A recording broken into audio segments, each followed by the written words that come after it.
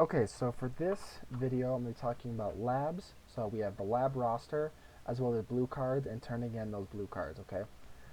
So there's been some problems in year past where it was very, very confusing, where you would have your battalion roster, okay, but then that was completely different than the actual lab roster. So you had your tactical and your garrison roster. I decided just to completely get rid of that. So I imported the battalion roster right here, and I made all of my labs with the exact same people in Garrison as Tactical. So these are going to be the same Alpha company and the same Bravo company that people form up in for PT. That's the same lab company as well. Okay, so this just made things a lot easier. There was less confusion. You know, it was easier to send emails, easy to communicate information like that. So I recommend staying with this just to avoid some of that confusion. So as S1, it is your job to track blue cards. So making sure that these are staying even, as well as creating the roster for lab every single week. Okay. So what's gonna happen is you're gonna have to make this roster probably like the Friday before that lab. So lab's on Wednesday. This is most likely gonna have to be done by like that Thursday or Friday. Okay. So just be aware that once you get a system down, it's gonna be pretty easy. But what you're gonna do is, again, you're going to make the new battalion roster. I'm going to go through that in another video. But once you have the battalion roster made and imported, you're just going to say, okay, this is Alpha 1. You're just going to make that, Alpha 1 right here. Just copy and paste that. Okay? And these names are going to change because, people are coming in and out. But just make the new Alpha and Bravo the same as the Garrison roster. Okay? So you're going to import all the names. That's easy. Team leaders really don't matter in lab. So you can rotate them. I never bothered with changing the team leaders because the squad leaders can make that decision whatever they want. I just always had them highlighted here just in case. But again, that's a squad leader decision. So if it never changes the whole semester, it's not really a big deal. Now there also was a problem with blue cards not being tracked properly. Well, no, I'm sorry. Well, with people getting an uneven amount of blue cards because it used to kind of just be throwing random MS3s in the leadership positions and hoping it's even. So what I did is I made a rotating system where it makes everyone have the same amount of blue cards. Okay, so what you're gonna do is we're gonna use Lab 3 Spring here for an example. Okay, so this is from a couple months ago, but I had McLean as PL, Miller as PSG. Hess as squad leader. Same thing. You can read who was what. But what you're gonna do is, well, I guess I should step back for a second. So you're gonna copy and paste the leadership roster from the week prior into the new one, okay? And then from there, you're just gonna rotate everyone up a slot, okay? So McLean just did her PL position. Now I'm gonna Command C. Actually, no, I'm just gonna drag her down here. She's not gonna be leadership for a while, okay? Bam, she's done. Scott Miller, who was a PSG, he is now PL. Hess, who is now squad leader, he is now PSG. Okay, and then Love, who was just some random Joe in first squad, he is now squad leader. So I'm gonna do Love, Braden, no, MS3.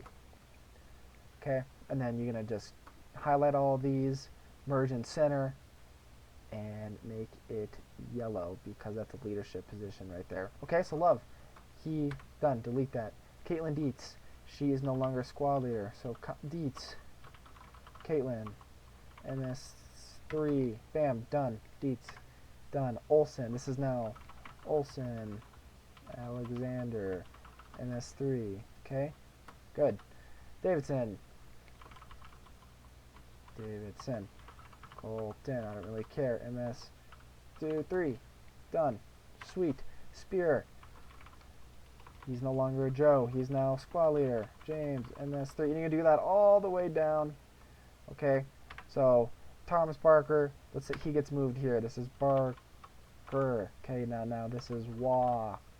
Okay, Waugh's done. Reed moves up a leadership position. And McLean is now down here. Okay? And then you're just going to clear that so it goes away. Okay, so you're going to do that for both of them. So I did that for Alpha, now the exact same thing. Move Ben Lubers down to here. Move up the PSG. Move up the squad leader. Move up the Joe. Okay, squad leader becomes a Joe. Joe becomes a squad leader. Squad leader becomes a Joe. Joe becomes a squad leader, all the way down until everyone's been rotated. Okay, and did you notice how all the MS3s are yellow?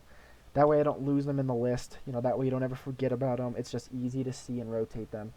Also, you're going to want to spread them out evenly. So, like, see, I would have one MS3 per squad. You know, there's two over here because it was an uneven number. But make sure you spread them out evenly. And again, after every week, you're just going to rotate. So then it's the next week. Okay, if this lab, well, sorry, I'm gonna pause. So then you need to opt for. Okay, so what I would do is if you're opt for the week, I'm going to make you. I'd make you orange. So for example, this was Tosh. But Alan, let's say you're op 4, and then you're going to be right here, Alan. Okay, he's op 4. It was kind of hard sometimes. Like, you want to make sure you don't put the same MS1s and 2s into op 4 positions. So what I would do is I would be like, okay, this is the op 4. I made him blue so that way I can just tell the difference between if he's already done it or not. So Alan, I want him to be in op 4 next week. So I'm going to Command C, Command V. Okay, from this squad, there wasn't one, so Welsh. Welsh is now the op 4 for this squad. Right here, Garmer, you haven't done it yet. It was Kiroz last week.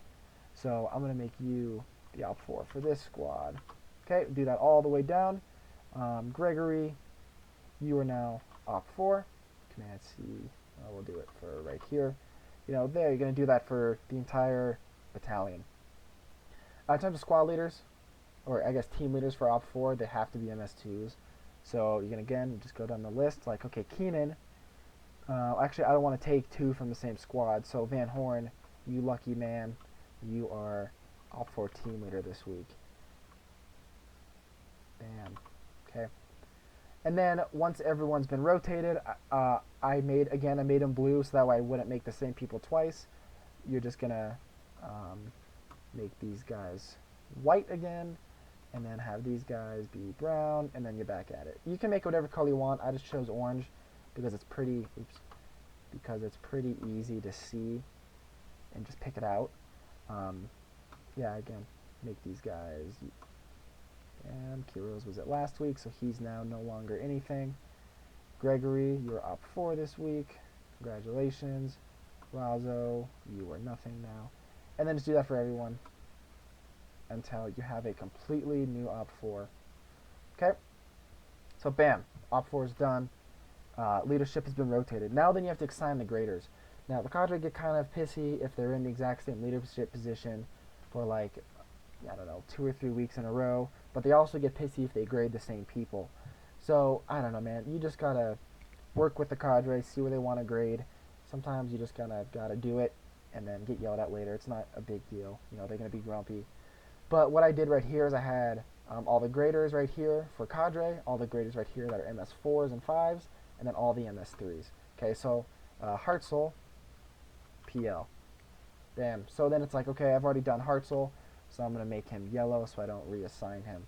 Parker, you're going to be this PL. Bam. Okay, McGee, DSG. Okay, I did you. Oops. I don't want to use you again. Dietz, and see. Bam. Now, typically, I would try to do the cadre for the platoon level leadership positions, just because you don't want, like, Hunter Ernst being the PL grader, and then, like, Major McGee is grading a team leader on 3rd Squad. You know, it's just kind of a pride thing. I don't know, man. It's what they wanted. So just make sure that you have the cadre doing the higher level leadership. And then once you've used the cadre,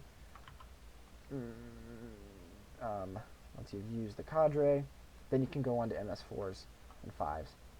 Typically, I'd make the MS5s, so you can see Nelson and Casper as the Op 4 leaders, just because they don't really like to work that hard sometimes. You won't have MS5s, so I guess that really doesn't matter, but then it's going to fill the rest of the MS4s into all the leadership positions. So, like, team leader could be Banks, you know, Spear could be Shaw. So you drag all of those in, okay? Now, once you've done the leadership, you're going to want to double check that everyone's accounted for. So I would do this every single week to make sure I didn't lose an MS3 somewhere, where I would say, okay, McLean, Love, and Hess. So I have McLean, I have Hess, and I don't see Love in here. I might have deleted him. Where's love? Control F, love. You see it right now. I'm sorry, I'm looking for it. There he is, right here. So okay, so I know those three I accounted for. You know, Miller and Dietz. You're gonna look for all of them and just make sure everyone's accounted for. I'm not gonna do it right now because it takes a while. But you just want every single MS3 to be accounted for at every single lab and use as many as the MS4s and 5s as you can. Okay. Now, Mr. Malay, Mr. Databrand, I have them blue right here because you shouldn't use them to grade if they don't have to. So if there's a cadre who's like, I'll grade, but only if I have to, you know, mark them as a different color so that way you don't accidentally assign them because sometimes they have appointments or something like that, or they just don't want to grade. So make sure you don't put them in. Also, I did this over here. So like Casabri, like him and Nelson weren't allowed to grade by the end of the school year because the colonel was mad at them. You know, Starr had a class, I had a class, Bison was in the talk, and Stetzenball was a 2. So it's kind of weird to make her grade her peers, or she was a 3. So if someone can't grade, make sure you mark them and do not assign them to grading. So I should have had like people who can't grade, they should be like blue, for example. Okay, so that's it. That's how the leadership roster is going to work every single week. And then once you finish this lab, this lab has been completed for the week. All you can do is just duplicate this, okay, rename it to lab 4, whatever it is. Okay, I'm not going to do that because I have to delete it. But duplicate it, and then from here, just do the exact same thing as last week. Okay, Miller was PSG last week, or PL. So I should have retyped those to be PL last week. He's going to go all the way down here to being this again. So there you go. That's how you do it every single week. That should be done by Friday. Again, for blue cards. So then what you do is once you've assigned someone, so what you could do is delete that. I don't want that again. Delete. So once you've confirmed that all the MS3s are present or in a leadership position, Command C, Command V, go to the blue card tracker, paste that. And you're like, okay, so I know that McLean is yellow, so she was in a leadership position.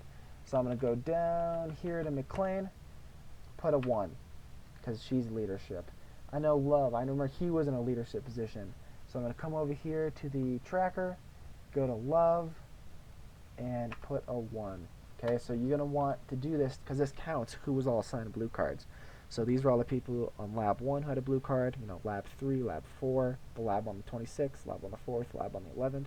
These are all the people that have blue cards, and what I did is I just made this a simple formula, make the sum of all these 1s to count how many blue cards people have. Okay, so you want to, it's up to you if you want to run this tracker, but it's up to you to make sure that everyone has a similar amount of blue cards. And it's kind of hard because, Lab stopped, so like someone over here, Lubers only has 2 when Hess had 5 blue cards, That would even out toward the end of the year, but you just want to make sure that you are keeping this tracker. And also do it for the MS2s who are running OP4. So I assigned Quiroz and Van Horn to OP4. Go to blue card tracker, and here we go, Quiroz, and, well, I messed that one up, but that should be Van Horn, have blue cards. Okay? So that's how you're going to track blue cards. And then, during training meetings on Monday, the colonel is going to ask, like, okay, does everyone have the blue cards? Everyone, including, well, not cadre anymore, all the MS4s are going to give you their blue cards, and you give it to the colonel. And you're just going to want to know who had a blue card this week. So it's like, I know that Banks was grading Olsen. I want to know, okay, Banks gave me her blue card, and you want to tell the colonel. Everyone who was supposed to give me a blue card did, or no, I'm missing a blue card from Ernst because he forgot something. Okay, and all the cadres should just give it to the colonel, by themselves. So don't really worry about that unless that changes. Okay, so that is the lab roster and blue card tracking. I'm sorry these videos are kind of long, but I just want to show you how this works. If you have any questions, please reach out.